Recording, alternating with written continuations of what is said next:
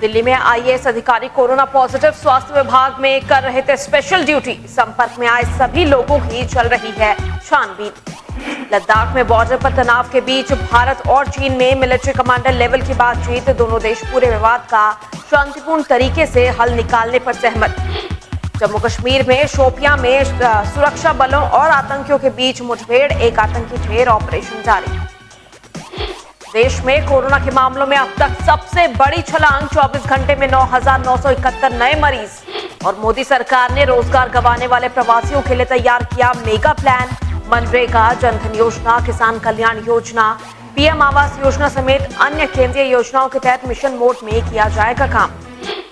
नमस्कार, स्वागत है आप सभी का जनादेश एक्सप्रेस लाइव में। मैं हूं आपके साथ सुप्रिया भट्ट। और चलिए बुलेटिन की शुरुआत करेंगे। सबसे पहले बात करेंगे कोरोना अपडेट की खबर को लेकर के, जहां कोरोना वायरस पूरे देश भर में अपने पैर पसार चुका है। इसी कड़ी में शनिवार को संक्रमितों का आंकड़ा 2,46,000 के पार पहुंच गया।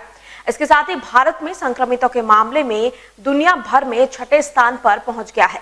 भारत में कोविड-19 से पीड़ित मरीजों की संख्या इटली से भी अधिक हो गई है। भारत में इस बीमारी से अब तक 6,600 से अधिक लोगों की मौत हो चुकी है।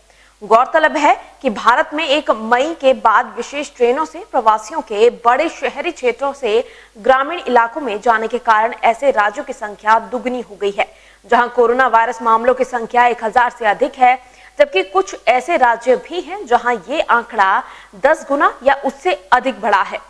इस संख्या में इजाफे का कारण 7 मई से शुरू हुई अंतर्राष्ट्रीय उड़ानें भी हैं, जिनमें विभिन्न देशों में फंसे प्रवासी भारतीयों को उनके गृह राज्य पहुंचाया गया। देश में 25 मई से घरेलू उड़ानों का परिचालन भी क्रमबद्ध रूप से शुरू किया गया। वर्तमान में लॉकडाउन को चरणबद्ध तरीके से खत्म करने का पहला सप्ताह चल रहा है। तो वहीं इसी कड़ी में यह भी जानकारी मिल रही है कि कोरोना संक्रमण मामले में जो महाराष्ट्र है वो चीन को भी पीछे छोड़ सकता है, क्योंकि महाराष्ट्र में मरीजों की संख्या 80,000 को पार कर गई है। पिछले 24 घंटों में यहां 2,436 नए मामले सामने आए हैं, यानी कुल मरीजों की संख्या यहां 80,229 हो गई है। आशंका है कि अब महाराष्ट्र अगले 1-2 दिन में चीन को भी पीछे छोड़ देगा। चीन में अब तक 83,030 मामले सामने आए हैं। यहां इस खतरनाक वायरस से अब तक 4,634 लोगों की मौत भी हो चुकी है। मौत के मामले में भी महाराष्ट्र चीन को पीछे छोड़ सकता है। महाराष्ट्र में कोरोना से अब तक 2,849 लोगों की मौत हो गई है। बता दें कि चीन में ही दिसंबर में कोरोना की शुरुआत हुई थी। तो कोरोना संक्रमण को लेकर के लगातार अपडेट जो भी सामने आ रही है उसके बारे में हम आपको यहां पर जानकारी दे रहे हैं। इसी कड़ी में अगर बात करें दिल्ली की, तो दिल्ली में भी कोरोना वायरस के मामले जो हैं वो लगातार बढ़ रहे हैं, जिसके चलते तमाम हॉस्पिटल बेड की ब्लैक मार्केटिंग भी कर रहे हैं, जिस पर दिल्ली के मुख्यमंत्री अरविंद केजरीवाल ने ऐसे अस्पतालों के खिलाफ सख्त कार्रवाई करने की बात कही है। बता दें, दिल्ली में कुछ निजी अस्पतालों में बेड को सही जानकारी लोगों तक नहीं मिल रही है, जिस वजह से अस्पताल कम बेड दिखाकर ब्लैक में बेच रहे हैं।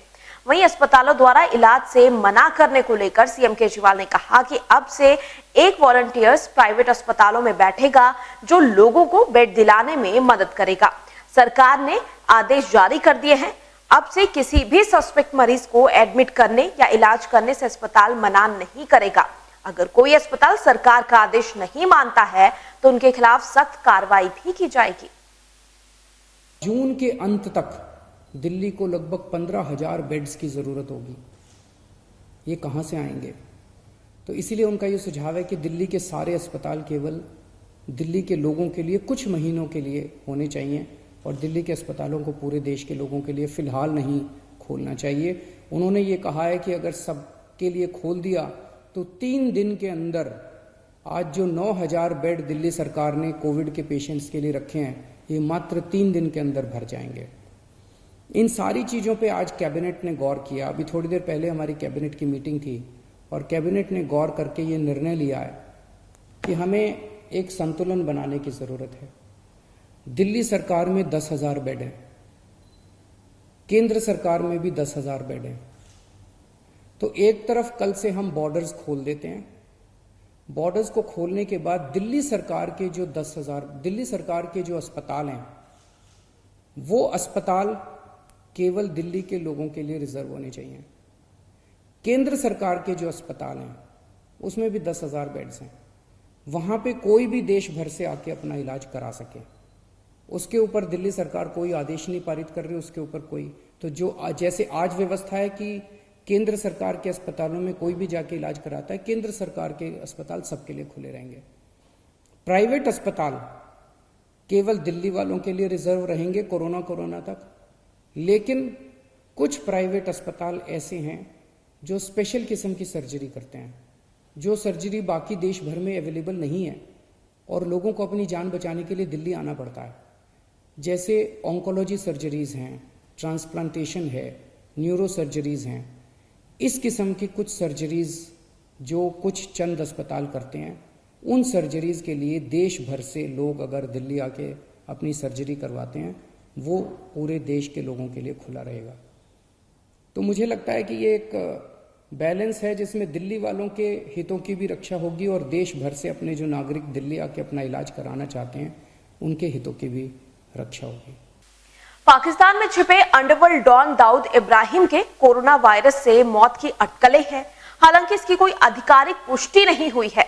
बता दें, शुक्रवार को इंटेलिजेंस एजेंसियों के हवाले से रिपोर्ट आई थी कि दाऊद और उसकी पत्नी कोरोना पॉजिटिव हैं। रिपोर्ट्स के अनुसार दाऊद और उसकी पत्नी को कराची के आर्मी हॉस्पिटल में इलाज के लिए भर्ती करवाया गया है। दाऊद के पर्सनल स्टाफ और गार्ड्स को भी क्वारंटीन किया गया है।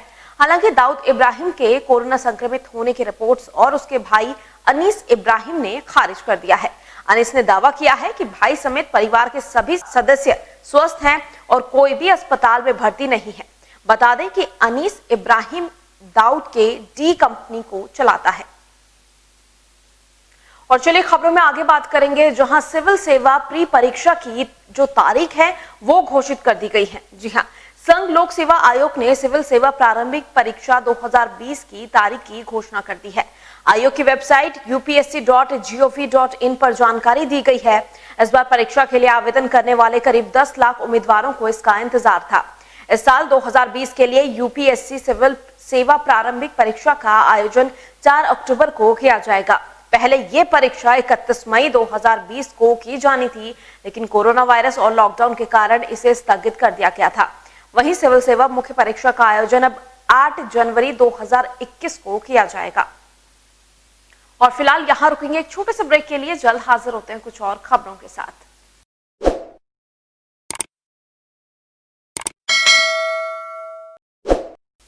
ब्रेक के बाद एक बार आप सभी का फिर से स्वागत है। और चलिए अब खबरों में आगे बढ़ेंगे, रुक करेंगे सहसपुर की खबर का, जहां सहसपुर पुलिस को उस वक्त बड़ी सफलता हाथ लगी जब पुलिस ने एक फरार अभियुक्त को गौकशी के आरोप में दबोच लिया।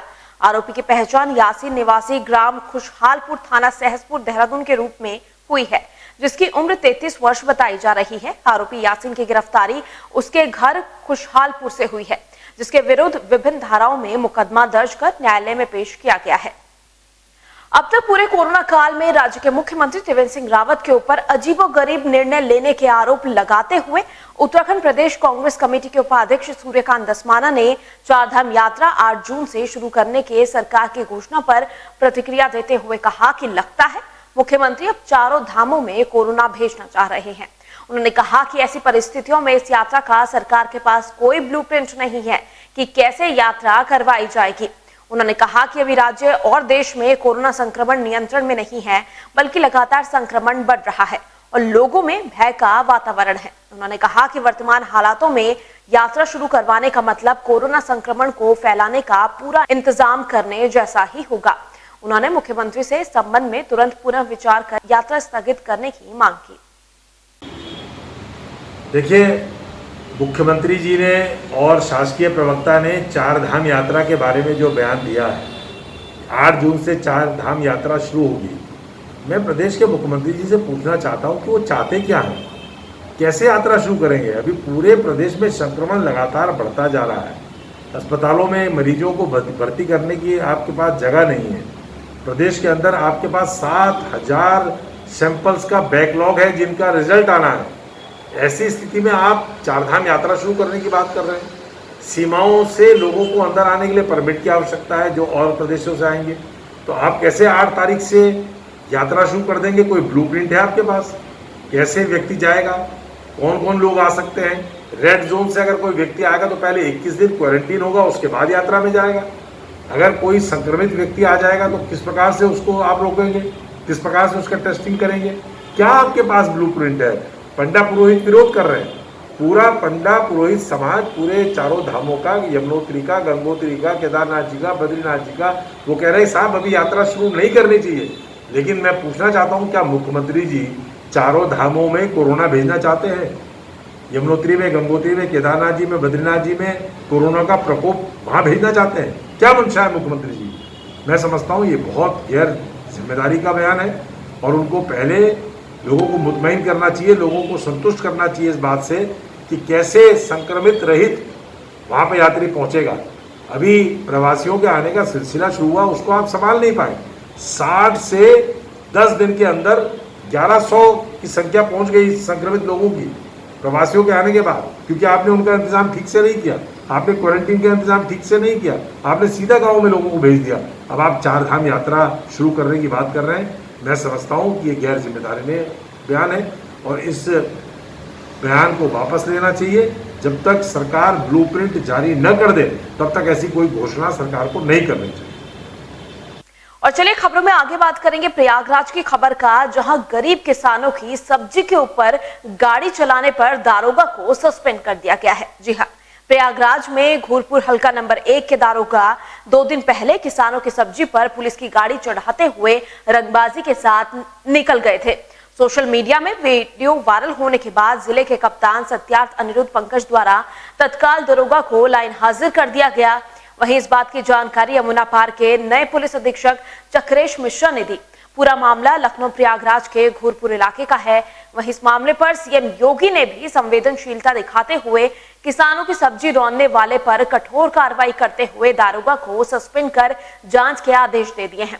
साथ ही सीएम योगी ने दारोगा के वेतन से किसानों को हुए नुकसान की भरपाई करने का भी आदेश दिया है। वहीं इस मामले के बाद पुलिस ने खुद किसानों से गांव जाकर माफी भी मांगी।